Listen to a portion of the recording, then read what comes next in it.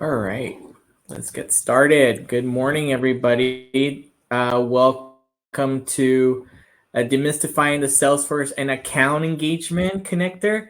My name is Marcos Duran, and I am a marketing manager here at Sercante. I'm also here with our Pardot product director, Aaron Duncan. Aaron, did you want to quickly introduce yourself? Yeah. Good morning, everyone. I'm Aaron Duncan. As Marco said, I lead the Pardot side here at Sercante. I am also the Atlanta Pardot user group leader and the leader of the Pardashian Slack. Thank you so much, Aaron, for that introduction. I'll be the moderator for this session, guys. My name is Joy Alfonso, and just some important reminders. So we will be recording this session, and we will be following up with you on email with the link. And at any point, if you need to join a different track, please click on the change track button at the left-hand side of your screen. And if you have any questions, please do use the Q&A tab. So over to you, Marcos and Erin. Awesome. So we're going to move over to our goal slide for today. So in this session, our goal is actually really simple. We want to make sure that we cover the basics of the Salesforce and Pardot connector in a friendly and easy way for you to understand. So a couple of the things that we're going to be sharing with you guys during this session is going to be the account engagement or Pardot V1 and V2 connector. We're going to be going over some different settings around marketing data sharing rules for those of you that are perhaps using business units. And then we also have the user sync, and then we'll be talking about what all those checkboxes are on the connector. All right. Can you guys see my screen? Because my view is showing just a black screen.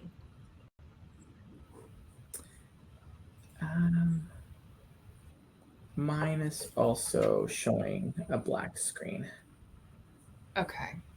Can I try? Sure. Okay.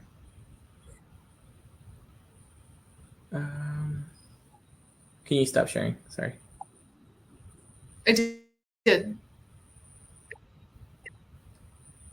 That's very weird. There you go. Okay. So give me a sec.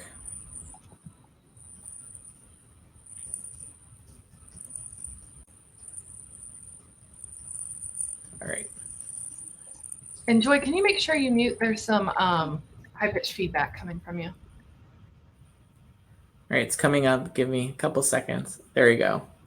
So okay. I'm going to keep this party going with just kind of want to make a quick announcement. So for those of you that have known the tool Pardot for years and years and years, including Aaron and myself, it is now called Marketing Cloud Account Engagement, just in case you missed that. There's various types of opinions around this name change, but we'll keep that brief. So just want to make sure that as we progress through the rest of the conference and, of course, this presentation, we may be using account engagement to describe Pardot, and just want to make sure that that's clear to everybody. All right, let's go ahead and move forward. Aaron, I'll go ahead and pass it over to you once that slide changes. Okay, yeah, this is going to be a lot of clicking for you because there's some animations in here. But before we get started, I just kind of wanted to do a knowledge check and make sure we level set on how account engagement and Salesforce sync between the different objects. So starting off, Pardot account engagement has just prospects. Go ahead and just click for the next little part of it.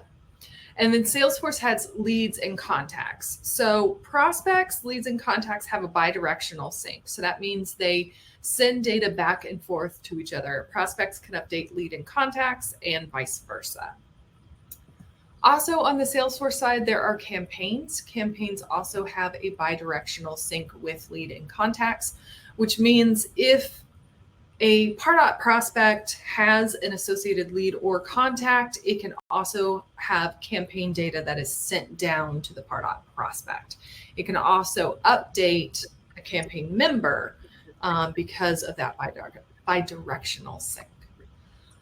Salesforce also has custom objects. Those do have a one-way sync to leads and contacts, so information can flow down from a custom object to the lead and contact down to the prospect. And then also in Salesforce, we have accounts. Yeah, a couple more clicks. It's coming. I already did them. Oh, it's the delay. Okay, that's fine. So Salesforce also has accounts. Accounts have a one-way sync with contacts. So that means if you're in Pardot and you want to see account information, that prospect has to have an associated contact in order to get to the account information. Prospects cannot update accounts, and Pardot cannot update accounts. It can only pull in information from that object. And then finally, we have opportunities. So opportunities have a one-way sync with a contact and an account. That's especially important to note when you're doing opportunity contact roles. So contact roles connect a contact and an opportunity. And that is the only way. I'm going to keep going back and forth between Pardot and account engagement. I apologize. But that's the only way account engagement can see opportunity data, if that contact makes the bridge between the two objects. So, all right, next slide. So let's talk a little bit about what triggers a sync between the two systems. So triggering a sync between account engagement and Salesforce happens when a prospect does something. So they complete a form, they complete a landing page, they click a custom redirect, any activity that would register in that prospect activity screen in Pardot will trigger a sync to Salesforce. A prospect does have to be assigned to a user that is mapped between the two platforms in order to be eligible to sync to Salesforce. So when this happens, Salesforce, if the prospect doesn't already exist in the Salesforce system, Salesforce will look for them as a contact first, then it'll look for them as a lead. And if they don't exist as either, the Salesforce system will create them as a lead. And then syncing from Salesforce down to account engagement. This happens when a user creates or edits a record that is eligible to sync to Pardot or is already syncing. Then Pardot checks if those field changes exist in the system. So, you know, if the user updated the title, it will see if the title is the same between the two systems. And then Pardot will either update the record or create a new prospect that is linked to that Salesforce lead or contact.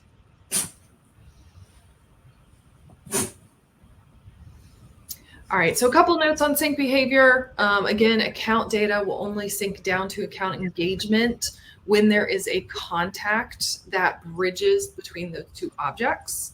And the sync to account is one way. It treats Salesforce as the master record. So accounts can only feed data into account engagement, not vice versa. And then again, opportunities have to be tied to a contact role, and that contact has to be in Pardot in order to pull in that opportunity into Pardot. So no contact role, no opportunity.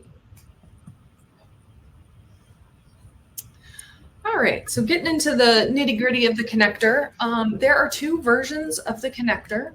There is V1. So if you purchased account engagement before February 2019 and you have not upgraded, you're going to be on the V1 connector.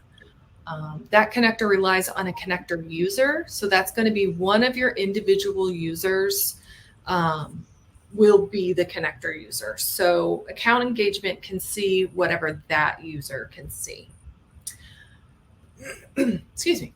And then if you purchased or installed after February 2019, or you have since upgraded, you may have the V2 connector, which can rely on an integration user or a connector user. I really like using the integration user because, well, we'll get to that on the next slide. I'm getting a little ahead of myself. But the integration user can use marketing data sharing if you have advanced or premium editions, which we will cover marketing data sharing in another slide. The V2 connector is more secure. It allows you to pause the connector, which I really love. And if you have multiple business units, it lets you use the business unit switcher. If you don't know what connector version you have, the easiest way to tell is just go into your connector and go to edit settings. And if you have a pause sync option, you have the V2 connector. If you don't have a pause sync option, you have the V1 connector. So using the B2BMA connector user, that is a big benefit because typically if you have a connector user, you know, whoever that user is has to be able to view and edit everything that account engagement needs to view or edit. So that can get a little tricky if, you know, you're using your Pardot admin as a connector user and they don't need to view opportunities, but you need account engagement to do that. And then you also run into issues if your connector user is someone who changes a role or leaves the company and their Salesforce user is updated before anyone realizes that's also going to affect account engagement. So using the B2BMA integration user just solves all those problems. They are dedicated to just being that connector user. No one can log in as them, so you can give them whatever permissions you need, and that user is never going to leave the company or have their profile updated. Pausing the connector is also really awesome. If you are doing mass updates in account engagement and Salesforce, you know, before the V2 connector, you would have to disconnect the two systems. So you could make updates in one system and then the other system without the systems overriding the changes. So now you can pause that connection, make your changes, and then resume the connection when you're done. And then finally, access to the business unit switcher. This is a game changer if you have multiple business units. So now with the V2 connector, you have the switcher, which there's a little preview in the corner, and you can easily switch between your business units without having to have multiple logins or multiple usernames. All right, so let's go through these connector settings. The first one here is going to be your connector user. So this is an example of where I'm using the B2BMA integration user. If you're not using that user, you'll see an actual username here or an actual user's email address. Under that, you have an option to automatically create prospects in Pardot if they are created as a lead or contact in Salesforce.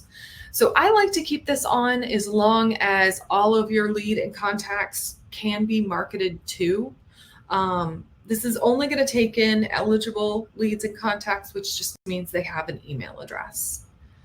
If you have this option on, you're going to want to choose your campaign. So anyone who comes into Pardot from Salesforce will get this source campaign that you specify here. So typically I recommend making a campaign that says Salesforce created or prospects came from Salesforce, just so you can see where that prospect originated. Under that, we have if records do not have a CRM ID to match when syncing, use email address to sync. I would highly, highly recommend you keep this on. That is going to prevent duplicates in your system. So it just gives the platform 2 ways to look for a match instead of 1. The next option, if you are a Salesforce org that has partners or customers in your Salesforce org, when you go to assign a prospect in account engagement, all of those users will show up on your list of people you can assign a prospect to. I have never encountered an org that actually wants to assign prospects to partner or customer portal users. So I always keep this on. It just makes your list of users cleaner and it makes it easier to assign. And then finally, we have stop syncing package fields. This will stop syncing the standard fields like Pardot score, Pardot grade, Pardot hard bounce. This is only going to be visible if you have advanced or premium and multiple business units. And it's only really applicable if you have a cross PBU implementation, which means there can be the same prospect in multiple business units, but they only sync to one leader contact.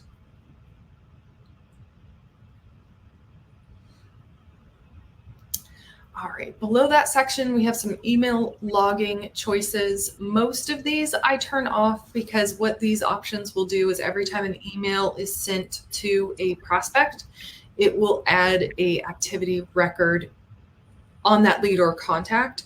So it can eat up a lot of storage, and I don't find a lot of users will look at that. They'll look at more of the prospect activity or the engagement history dashboards.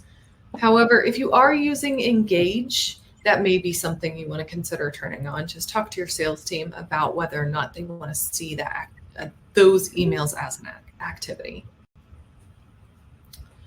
And then finally, we have the email notification options. So typically I allow Salesforce to handle all the notifications, and I don't enable these from the Pardot side because we don't want to double notify our sales team. However, the last option on the bottom, send Pardot notification emails. Oh, go back one. Send Pardot notification emails when a merge is synced down from Salesforce. I do like keeping that on just so I can make sure there's no mass merges in the system. None of my third-party applications are going crazy and merging prospects. I just like to keep that on to stay informed. And before we continue moving forward, I just want to, I think, acknowledge, Erin, we've been consultants and we've been in the ecosystem for a while, using Pardot, Marketing Cloud, other tools. And I think like we have an awesome screenshot here, and we just kind of went over what like the boxes do and things like that. But I think it's important to also acknowledge that like, depending on how old their instance is, they may see a couple of extra boxes, they maybe see a couple of less boxes. Like it just kind of like depends. So what we're covering here is probably what would you say, like from 2019 moving forward, this screenshot would look a little bit more familiar than somebody that maybe has been an account engagement customer for like since 2016, for example. Yeah. And it's also important to note, this is the Pardot settings view in the Pardot Lightning app. If you are viewing your connector settings in pi.pardot.com, there may be some options missing just because those platforms have different abilities. Thank you, Erin. Let's move forward to marketing data sharing. Okay. So marketing data sharing, which I mentioned earlier, is a way to control which leads and contacts sync to Pardot. And if you are using multiple business units, you can use marketing data sharing to determine which business unit a lead or contact belongs to. So this does require Advanced or Premium and the V2 connector. When you turn this on, you do have to have a field with predetermined values, so a checkbox or a pick list that controls marketing data sharing. So you might have a field called marketable, and if that is selected, yes, they're eligible to sync down to Pardot. This does replace selective syncing, and that is where you take your connector user and you control which records it can see with permissions. So that's a little clunky. So marketing data sharing just makes all of this so much easier. Next, with the connector options, we have user sync. So user sync allows you to map Salesforce profiles to account engagement roles and manage everything from Salesforce. So this is great because if someone leaves the company, you don't have to, or the role changes, you don't have to update them in Salesforce and then Pardot, everything stays in sync. And if you want to have Pardot only users, you can give them identity licenses in Salesforce, which will give them access with a new permission set that came out in winter 23 release. It'll give them access to Pardot Lightning, the Lightning builders, snippets, and they can also view campaigns if they cannot edit or create them. Before we move forward, just in an effort of like keeping it like high level and making sure that we all understand kind of what we're talking about, a lot of our marketers who are joining us today probably don't know what an identity license is. Could you like elaborate on what that is, and not necessarily like the steps to enable it, but like what's the benefits maybe from a marketing perspective, right, of setting up somebody with an identity license? Yeah, so identity licenses came about when Pardot changed over to using SSO as default. So that's a single sign-on. So that meant all account engagement users had to have a corresponding Salesforce user. So what Salesforce did is they started giving accounts with account engagement. I believe everyone got 100 identity licenses. And that gives a user access to identity services like single sign-on. So before the winter release, you could give your account engagement users identity licenses and they could access just pi.pardot.com. So they would only be using that system. They can't access Salesforce or any of the standard or custom objects there. With the winter release, they came out with a new permission set because the Pardot Classic app was retired. So this permission set will allow you to use the Lightning app. And then just a practical use case for this identity license. Sometimes we'll have, we used to call them listservs. I don't know what they're called now, but like essentially an email, maybe that it's like marketing@circonta.com and it goes to the everybody in the marketing department. If you have something like that, like sales, customer service, marketing, that you want to maybe just have on all your emails, you can set up a Salesforce user like marketing@circonta, for example, as an identity user. This person wouldn't necessarily log into Pardot, but you can use them for things like lead routing, notifications, right? And so sometimes you want to make sure like the whole sales department gets a notification of a new lead, for example, so they can follow up with it. That's one of the practical use cases that we would have here for having a user like that versus giving them a full license, because marketing is not technically a person, it's a department. So let's go ahead and move forward. Thanks, Erin, for that overview.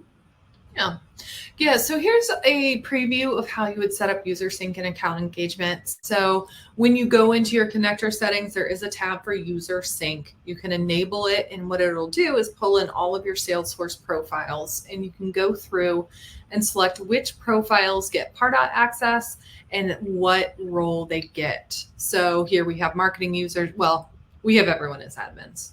It's not best practice, but here we have, if they are a marketing user in Salesforce, then they will be created as an admin in Pardot. There's also some options at the bottom. These only show before you turn over management of user sync to Salesforce. So you may have a different view depending on if you've enabled this feature or already have turned it over to Salesforce.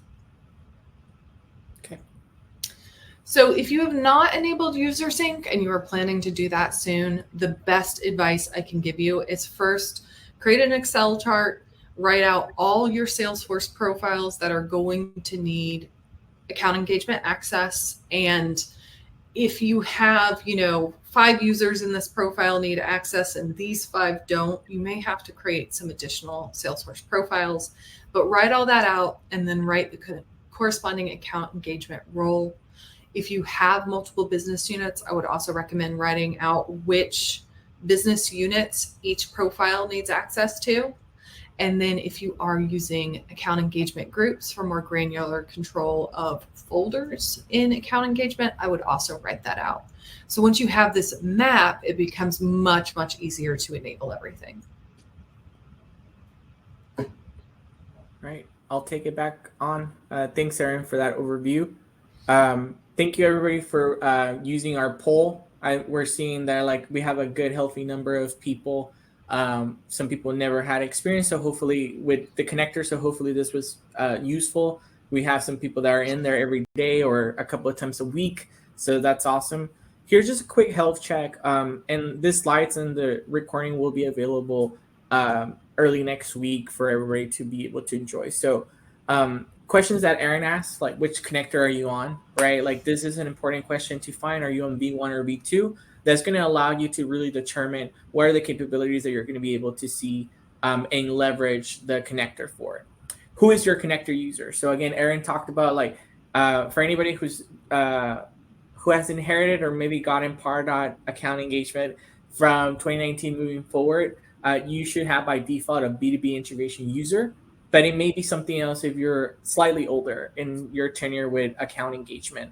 So depending on which user you are, she talked about some of the drawbacks and the pros of having either one. So making sure you identify that.